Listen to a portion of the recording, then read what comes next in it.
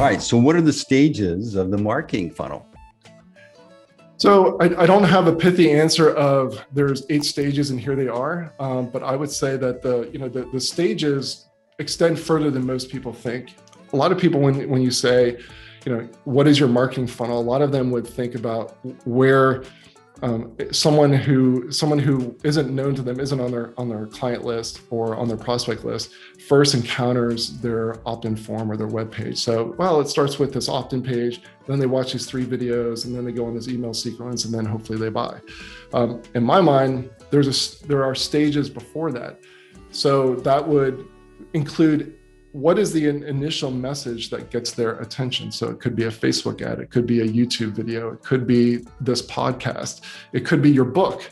That is part of your funnel. So for example, looking at yours, I don't know every stage of your funnel, but what I do know is that the Golden Toilet book that you've written is part of your funnel. It doesn't start when they read the book and then they click follow the link and then go to your page. It's not that they've arrived at their funnel. They're already in your funnel. That's part of your messaging.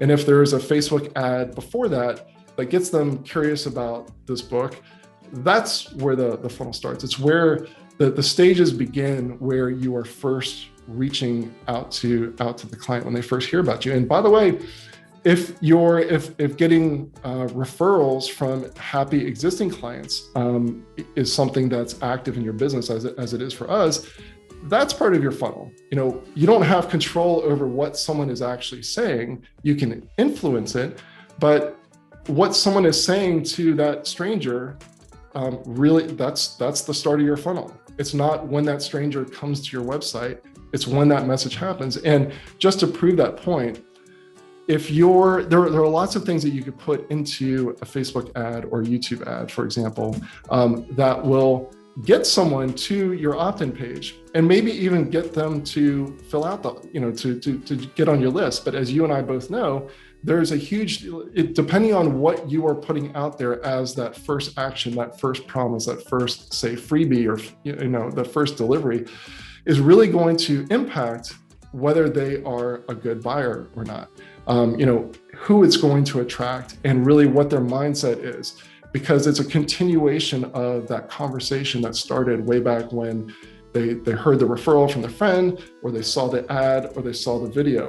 And so, just doing what you can to build your list for the sake of building your list may turn out to bring in people who are not going to be really good matches for your overall business. So if you think about the funnel just in terms of, I need to optimize for increasing conversion rates on the opt-in form, let's say, you could, but you're not really tracking it all the way through, and you're not realizing that the whole entire funnel from the beginning message all the way to the very end is your funnel. You could get hyper-focused on growing your list, but you grew your list with people who really aren't going to be good buyers and good clients for the long run. Amazing, right? That's what I see that